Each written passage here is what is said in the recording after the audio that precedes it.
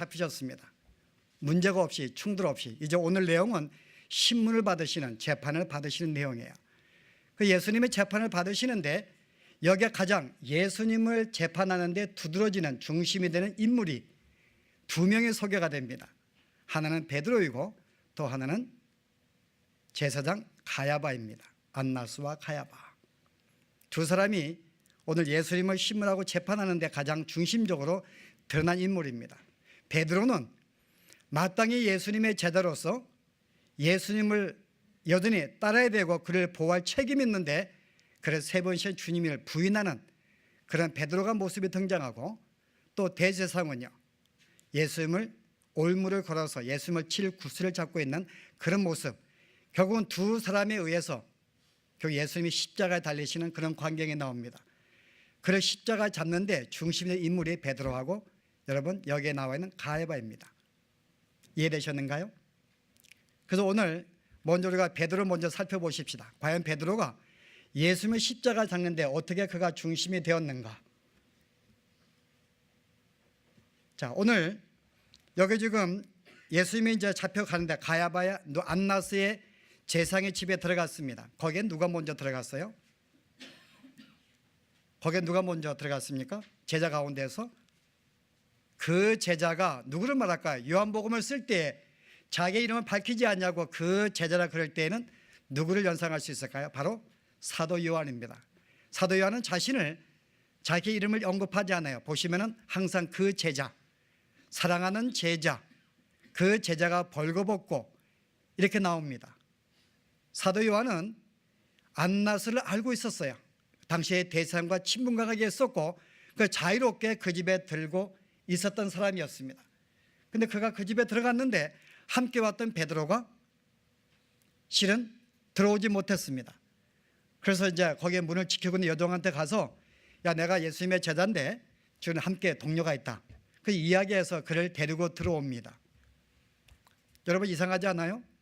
예수님이 십자가 바로 달리시기 전에 하신 말씀이 있습니다. 너희가 다 나를 버리고 떠날 것이다. 내가 잡히신 순간에 다 버리고 떠날 것이다 말씀하셨는데 여기에 모든 제자가 버리지 아니하고 두 제자는 여전히 예수님을 따라서 지금 제사장의 집에 들어간 것입니다. 자, 버렸는가요? 따랐는가요? 여러분 이 광경은 예수님을 지키기 위해 따라간 것이 아닙니다. 오늘 이 내용은 철저하게 이들도 예수님을 버리고 있는 사실을 우리에게 보여주고 있는 것입니다. 자, 베드로에게 여자가 뭐라 그랬어요? 문 지키는 여종이 너도 그 제자 중에 한 사람이냐? 베드로가 뭐라고 답변해요? 아니라고 이야기합니다. 나는 그 제자가 아니라. 여러분 이것만큼 거짓말이 어디 있어요? 지금 바로 앞에서 지금 사도 요한이 누구든지 제사장과 거기 있는 사람들은 예수님의 제자인 거 알고 있었어요. 그리고 그가 들어오지 못한 베드로를 데려오기 위해서 자기의 신분을 밝히고 이미 알고 있지만은 그 다음에 함께 된 베드로를 데려온 것은 이미 여종이 그 사항을 들었습니다. 그래서 확인하는 거예요. 너도 여기 너도가 뭐예요? 너도 이 사도 요한과 같이 너도 함께 그의 제자냐고 묻는 것입니다. 근데 베드로가 아니라고 이야기해요. 왜 아니라고 답변했을까요? 왜요? 생명의 위협을 느껴서? 잡혀갈까 봐? 여러분 그런 상황이 아닙니다. 만약에 잡혀가는 상황이라면 이미 사도 요한도 잡혀가야 돼요, 실은요. 근데 사도 요한은 예수님의 제자인 거 그의 모든 안나스의 제사장과 모든 거기 하인들이 알고 있음에도 불구하고 거기에 들어가게 만들었고 어느 누구도 잡으려고 시도하지 않았습니다. 만약에 그가 예수님의 제자이기 때문에 잡혀가는 위험성이 있다면 사도 요한은 잡혀가 오는데요. 안 잡혀갔어요. 오히려 함께 제자됨을 밝히고 베드로가 데려온 것을 볼 때에 제자가 됨을 통해서 잡혀가는 일은 전혀 벌어지지 않는 상황입니다. 단순히 확인하기 위한 것이에요. 그런데 그가 겁을 먹어서 위협을 느껴서 아니라고 말했는가? 그렇지 않습니다. 여기 어떤 위협도 느낄 필요가 없고 이스라엘 협박한 것이 아닙니다. 그냥 스스로가 마음속에 어떤 두려움 때문에 아니면 다른 의도 때문에 예수님을 부인한 것입니다. 자, 여기서 볼 때 베드로가 왜 부인했을까요? 분명히 잡혀가는 상황도 아니고 위협적인 상황도 아닌데 베드로가 왜 아니라고 부인했을까요, 여러분? 여러 가지 유추할 수가 있습니다. 그러나 한 가지 이유는 뭔가 하면은 실은 예수님의 자신을 배신한 거예요. 베드로뿐만 아니라 모든 제자들이 왜 도망가고 베드로조차 부인했을까요? 그들은 3년간 예수님을 따라다니면서 기대했던 것이 있습니다. 그가 세상의 왕이 되거든 우리도 출세하겠다는 거죠. 우리도 함께 출세하겠다. 이를 위해서 그들 모두가 가족을 버리고 그물을 버리고 예수님을 쫓은 것입니다. 그 예수님은 순간순간 그들이 따른 동기가 잘못되었음을 지적했음에도 불구하고 그들은 이해하지 못했어요. 여전히 그들 마음속에 예수님을 통해서 출세해 보겠다 이 생각이 가득 찼기 때문에 예수님 말이 들어오지 않은 것입니다. 그런데 예수님이 자기들의 의도대로 반란을 일으키지 않냐고 순순히 잡히는 모습 보고서 그 마음속에 배신감을 느낀 것입니다. 이런 예수를 그를 신할 필요가 없는 거죠. 그를 편을 들 필요가 없는 것입니다. 당신이 우리의 기대를 깼기 때문에 기꺼이 자기도 예수님 부인할 필요가 있는 것입니다. 그는 모른다는 것이 거기에는 일종의 배신감, 물론 또 하나의 위협감도 느꼈겠지만은 그중에 큰 것도 배신감도 있지 않을까. 더 이상 나와 상관이 없는, 내가 고려할 필요가 없는 그런 인물로 그가 이를 쳐버린 것입니다. 나는 그와 상관이 없는 사람이다. 여기 한 가지에 실제 우리가 베드로의 자신을 볼 때 베드로는 어떤 위협감을 느낄 필요가 없었어요. 그들이 협박한 것도 아닙니다. 그런데 스스로가 예수님을 모른다고 부인한 것입니다. 뭘 말하고 있는가 여러분? 지금 사도 요한이 이와 같은 베드로의 모습을 소개하면서 우리에게 무엇을 지금 보게 하기 위해서요? 베드로의 무능력입니다. 그가 어떤 위협이 있었을 때 부인하는 것을 이해할 수 있어요.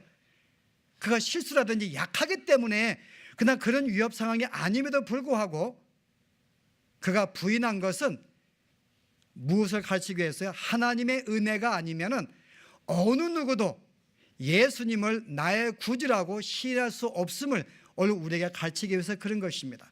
어느 누구도 여기 하나님의 은혜, 그가 하나님의 도와주지 않는 상황에서는 어느 누구도 스스로 자기의 능력으로 자기의 힘으로 그분을 나의 하나님으로 나의 구주로 인정할 수 없는 인간의 나약함, 인간의 무기력, 인간의 무능함을 여기서 고발하기 위해서 오늘 베드로를 등장시킨 것입니다. 여기 3번씩이나 부인해요. 3번은 유대인의 3이라는 숫자는 완전수입니다. 그가 완전하게 예수를 부인한 것은 그가 실수라든지 나약함이 아닌 것을 증명하기 위한 것입니다. 3번은 그가 그럴 수밖에 없는 완전하게 주님을 부인한 하나의 인간임을 고발하기 위한 것입니다. 하나의 증거가 뭔가 하면 내가 아니라, 여러분 이 단어가 우쿠 에이미입니다. 바로 앞에서 주님 뭐라 그랬어요? 에고 에이미, 내가 바로 그다, 내가 바로 하나님이다 증거했습니다. 바로 이 앞에 장면에 그 다음에 이어서 우쿠아임이 나는 아니다 이거 쓴 것은 극단적인 부정을 표현하기 위한 것입니다. 지금 베드로가 부인한 것은 극단적으로 하나님을 인정하지 않냐고 부인한 것을 말하고 있는 거예요. 이것은 어느 인간도 하나님을 인정할 수 없는 인간인 것을 우리에게 보여줍니다. 여러분 이 모습은 여러분 누가 보여줘요? 철저하게 하나님을 떠난 아담으로부터 모든 인간은 하나님을 인정할 수 없다는 거야. 누구를 통해서 인정할 수 있다고요? 하나님의 은혜가 아니면. 여러분 예수님이 잡히시기 전에 주신 말씀이 있죠. 마태복음 20장 보시면은 너는 내가 닭이 울기 전에 너는 3번 나를 부인할 거야 라는 말씀을 하십니다. 근데 거기에 앞에 있는 예수님이 주신 말씀이 한 단어가 하나 있어요. 내가 진실로 너에게 이르노니. 이 진실로는 진정으로 틀림이 없는 분명히 이루어지는 사건입니다. 예수님이 그렇게 작정해 놓았기 때문에 부인한다 그런 뜻이 아닙니다. 그 의도가 뭐예요? 너는 나를 3번 부인할 거야. 이것은 틀림없는 사실이다. 인간이 어떤 존재를 주님이 아셨기 때문에 너 자신으로는 하나님의 은혜를 떠나서는 너의 능력으로는 도저히 너는 인정할 수가 없을 거야. 내가 잡히는 순간부터 내가 너에게 은혜를 주지 않으면 너를 난 부인할 수밖에 없겠다. 그때 베드로가 뭐라 답변해요? 주여 무슨 소리입니까? 다른 모든 제자들이 당신을 버린다 할지라도 나는 결단코 주님을 버리지 않겠습니다. 부인하지 않겠습니다. 이 자신감이 어디 나왔어요 여러분? 이 자신감이요. 여러분 이게 범죄한 인간의 교만의 특징입니다. 범죄한 인간은 항상 자신감이 있어요. 내 힘으로, 내 능력으로 무엇이나 할 수 있다는 것입니다. 그래서 우리가 실력을 쌓고 공부하고 능력을 갖는 거예요. 왜냐하면 내가 내 힘으로 세상에 갖고 싶은 걸 갖고 주님도 섬길 수 있다는 것입니다. 나는 할 수 있다는 거예요. 이게 인간의 교만의 여러분 특징이에요. 자신감, 나는 할 수 있다는 거죠. 결단코 주님을 부인하지 않을 것이며 주님을 따를 것이며 나는 주님을 보호할 것입니다. 그래서 주님 말씀 뭐예요? 내가 진실로 내게 너는 그렇게 할 수 없다는 거죠. 너는 나를 3번, 너는 나를 완전히 부인하는 인간일 거야. 예수는 그의 불가능을 이야기하셨습니다. 그런데 그가 끝까지 떨어지지 않냐고 다시금 십자가에 달린 다음에 돌아온 것은 누구의 덕분에요? 예수님의 도우심입니다. 여러분 누가복음 22장에 보시면 예수님이 그런 말이에요. 네가 나를 3번 부인할 거야. 근데 그 앞에 이런 말씀합니다. 그런데 내가 너를 위해서 기도하였노니 사단이 지금 너를 지금 요청하였다. 지금 너가 넘어지기를 범죄를 계속 끌어내려고 하고 있는데 내가 너를 위해서 하느님께 간절히 기도하였다고 말합니다. 그러므로 너는 그 길을 돌이킨 후에 너는 나를 따르고 너도 실족한 자를 격려하라고 말합니다. 뭐라고 말해요?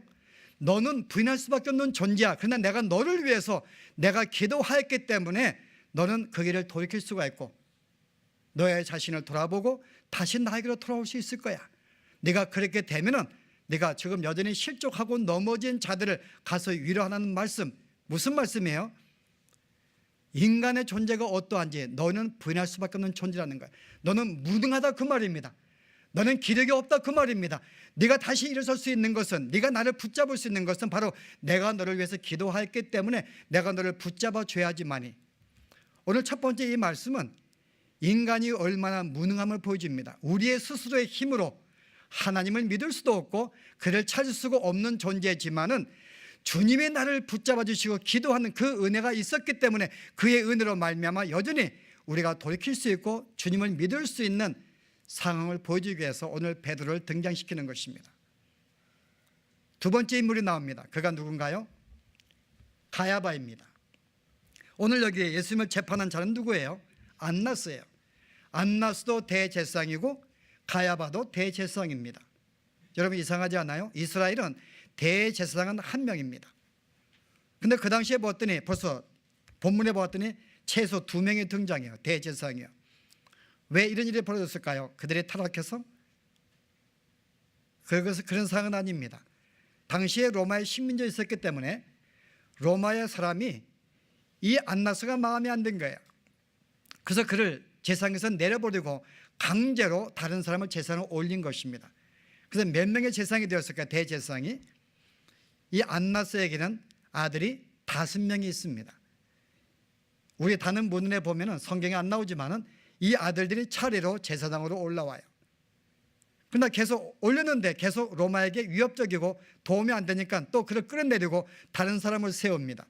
그런데 이스라엘 법으로 볼 때는 여전히 그들은 대제사장인 거예요. 그래서 많은 제사장이 대제사 생긴 것입니다. 그 다음 나오는 가야바는 안나스의 딸 가운데 사위로 맞은 사위입니다. 그러나 이 당시에는 지금 가야바가 대제사장이 된 것이죠. 그러나 이스라엘 법은 여전히 안나스가 대제사장입니다. 그러므로 제일 먼저 이 사람을 여기로 끌려간 거예요. 예수님을. 당시에 실세가 누구라고요? 안나스인가 알 수가 있습니다. 제일 먼저 이에게 끌려갔으니까.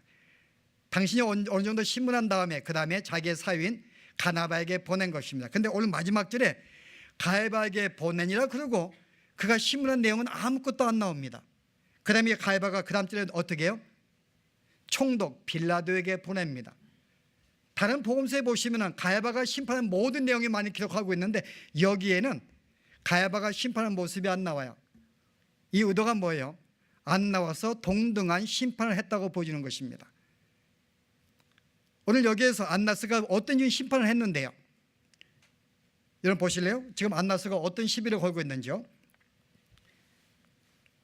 보실래요?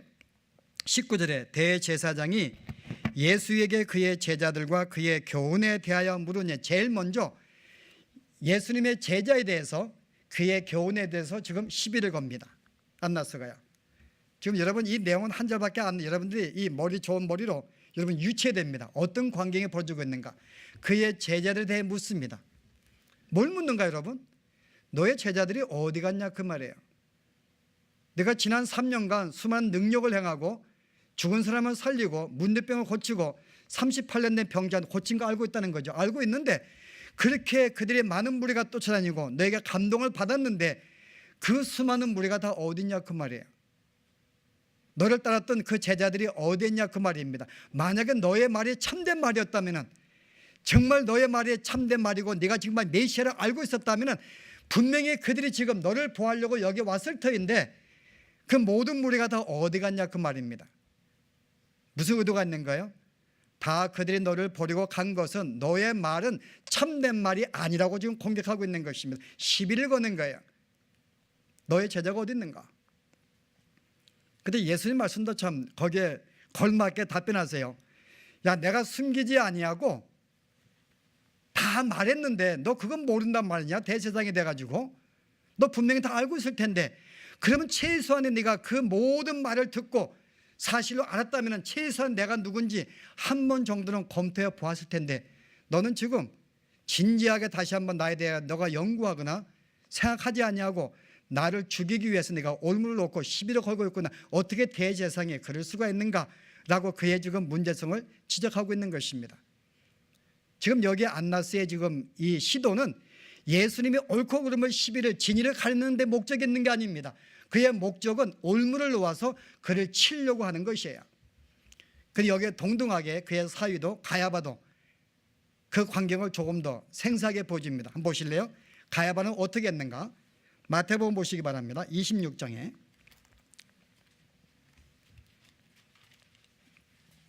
26장 59절 보세요. 마태복음.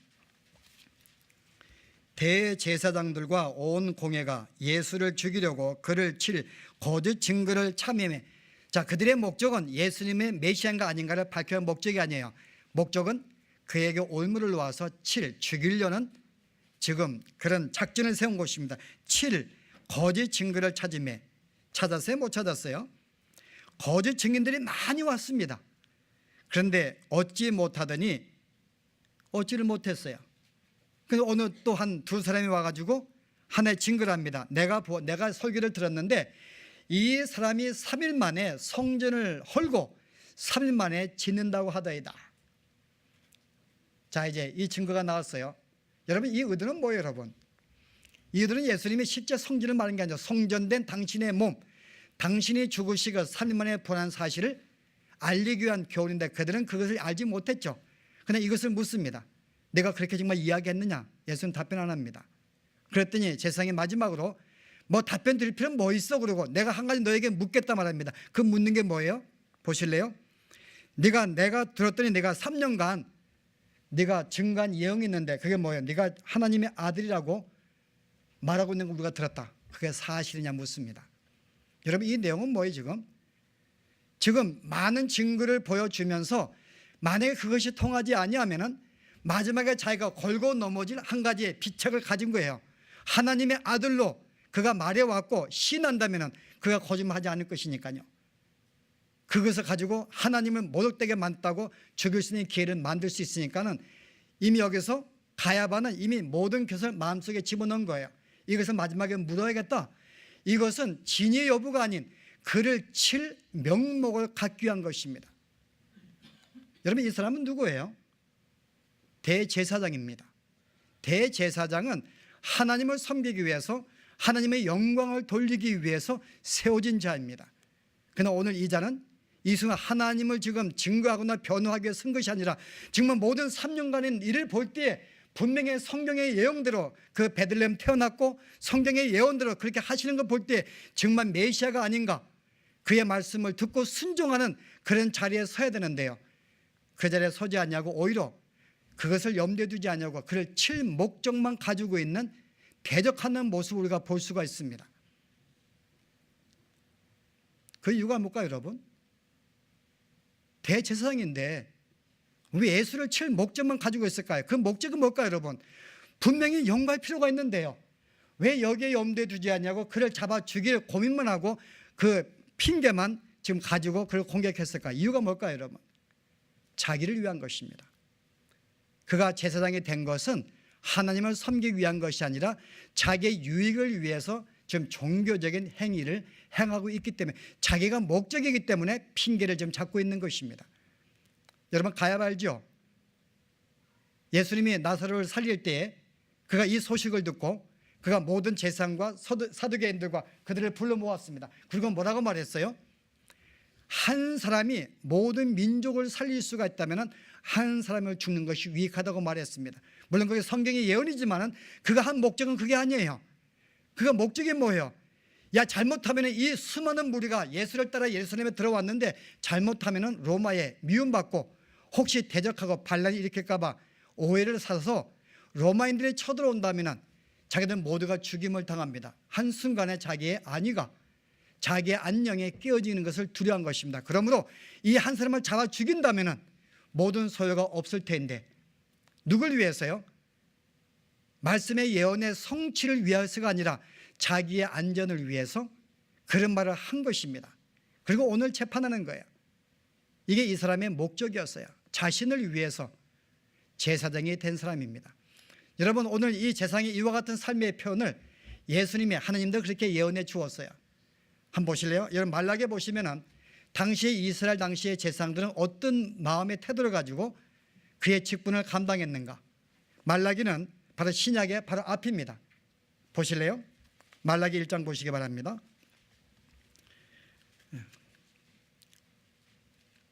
성경을 펴는 것 좀 귀찮죠, 그죠? 제가 한번 앉아서 한번 예배 드렸는데 누가 성경을 말하는데 그게 이렇게 찾는 게 조금 귀찮더라고요. 찾지 마세요. 제가 읽습니다. 말라기 1장 6절에요. 내 이름을 멸시하는 제사장들아, 나 만군의 여호와가 너에게 이르기를 아들은 그 아비를, 종은 그 주인을 공경하나니 내가 아비일진데 나를 공경함이 어디 있느냐. 지금 당시의 제사장들에게 주시는 말씀이에요. 내가 주인일진데 나를 두려워함이 어디 있느냐. 하나 너희는 이르기를 우리가 어떻게 주의 이름을 멸시하였나이까 하는도다. 너희는 더러운 떡을 나의 단에 드리고도 말하기를 우리가 어떻게 주를 더럽게 하였나이까 하는도다. 이는 너희가 주의 상은 경밀히 여길 것이라 말함을 인함이니라. 만군의 여호와가 이르노라 너희가 눈먼 희생을 드리는 것이 어찌 악하지 아니하며 저는 것 병든 것으로 드리는 것이 어찌 악하지 아니하냐. 이제 그것을 너희 총독에게 드려보라. 그가 너를 기뻐하겠느냐 너를 간합하겠느냐. 당시 제사장들이 어떤 마음으로 주임을 드렸는지 알겠죠? 그들은 자기들의 유익과 자기들의 어떤 목적을 위해서 온전히 하나님을 예배하지 않았어요. 병든 짐승을 드린 것입니다. 하나님께 마땅히 드릴 때는 가장 흠이 없는 건강한 우리가 양이나 염소를 드리게 있어요. 그러나 그들은 그것을 보지 않았습니다. 그냥 양을 드린 거예요. 그만큼 하나님을 경외함이 없었습니다. 단순히 당신들의 이익을 위해서 좋은 것은 자기가 갖고 드려진 가운데서 나쁜 것만 하나님께 드린 거예요. 그들의 제사장 직분은 자기들의 유익을 위해서 가진 것입니다. 실제 이를 위해서 하나님을 실은 대적한 것입니다. 스스로 자기의 유익을 위해서 신이 된 것입니다. 어느 인간도요 남에게 굴복당하지 아니합니다. 인간의 이 죄악 본성은요 스스로가 신이 되어서 남을 굴복을 시키려고 그러고 남을 지배하려고 합니다. 제사장이 그랬던 거예요. 분명히 하나님의 말씀을 그들이 들었고 3년간 들어왔음에도 불구하고 분명히 모든 증거가 그가 하나님임에도 불구하고요 스스로가 의도적으로 자기의 이익을 위해서 그를 말씀을 거절하는 것, 즉 폐역입니다. 하나님을 대적하는 것, 지금 폐역한 행위를 하고 있는 거예요. 자기의 이익을 위해서요. 베드로는 그 역시 자기의 이익을 위해서 하나님을 부인한 자입니다. 위협의 요소가 없음에도 불구하고 자기의 모든 기대치에 깨어졌기 때문에 하나님을 저버린 베드로의 모습과 실은 동일한 모습이에요. 가야 봐도 자기의 이익을 위해서 지금 하나님을 굴복시키는 것입니다. 하나님을 대적시키는 거예요. 그 이유가 뭔가 하면 자기의 이익을 위한 것입니다. 바로 이것이 오늘 인간이라는 거예요. 오늘 예수님을 따르는 제자들 대표 베드로를 등장시킨 것, 그리고 예수님을 대적하는 모든 사람들 가운데 대표자 가야바를 등장시킨 것은 오늘 예수님이 십자가 죽은 그 대상이 누구인가를 보여주는 것입니다. 바로 여러분과 바로 우리라는 것입니다. 우리가 바로 예수님을 십자가에 죽였다는 것을 보여주한 것이에요. 또 나아가서는 우리가 어떤 존재인가를 보여주는 것입니다. 우리는 어떤 존재라고요? 위협을 당하지 않는 가운데서도 위협이 없는데도 스스로가 자기의 유익을 위해서 예수를 부인한 자가 바로 우리라는 것입니다. 이거 분명히 보라는 거예요. 분명히 하나님의 사람으로 세움받은 대제사장이 하나님을 위해서 그가 주님을 경배해야 함에도 불구하고 자기를 위해서 스스로 하나님을 패역한 말씀을 불순종한 그 자신의 모습을 보라는 것입니다. 이 두 사람은 바로 오늘 우리를 상징하는 모습입니다. 오늘 우리가 누군지를 보라는 것입니다. 우리는 그런 존재예요. 여전히 우리가 예수를 믿음에도 불구하고 우리는 스스로가 하나님을 우리는 무시하고 인정치 아니합니다. 우리 지난 한 주간의 삶을 볼 때에도 우리 위협이 없어 예수 믿는다고 우리가 공격하지 아니합니다. 그러나 스스로가 주님을 섬기는 것이, 그를 따르는 것이 나의 삶에 유익이 없기 때문에 스스로가 주님을 찾지 아니하고 나에게 유익을 준다고 생각하는 세상의 것들을 추구했던 것이 우리의 삶이었어요. 베드로의 삶이었다 그 말입니다. 우리가 위협을 느꼈는가요? 그렇지 않습니다. 우리 스스로가 하나님을 저버린 거예요. 그런 존재입니다. 오늘 우리 모두는 하나님의 제사장으로 부름받은 자들입니다. 마땅히 하나님을 공경해야 되고 하나님을 섬겨야 되고 그의 영광을 위해서 살아야 될 우리의 모습입니다. 그런데 우리는 어떻게 했는가 여러분? 여전히 우리는 그를 공경하지 않았어요. 여전히 우리가 주님을 섬긴 것은 나의 이익을 위해서, 나의 안전을 위해서 주님을 찾았다 그 말입니다. 오늘 이 모습을 성경 말씀 가운데 발견하라는 거예요. 우리는 어떤 존재인가? 그러나 오늘 사도 요한이 이 내용을 쓴 것은 우리가 어떤 존재인가를 보고서 기를 죽이기 위한 것이 아니에요. 그것을 내가 보고 내가 그런 존재였구나, 스스로 그것을 가지고 죄책감을 느끼고 스스로 죽게 도망가는 그런 내용이 아닙니다. 그것을 만약 그렇다면 오늘 교훈을 잘못 알고 있는 거예요.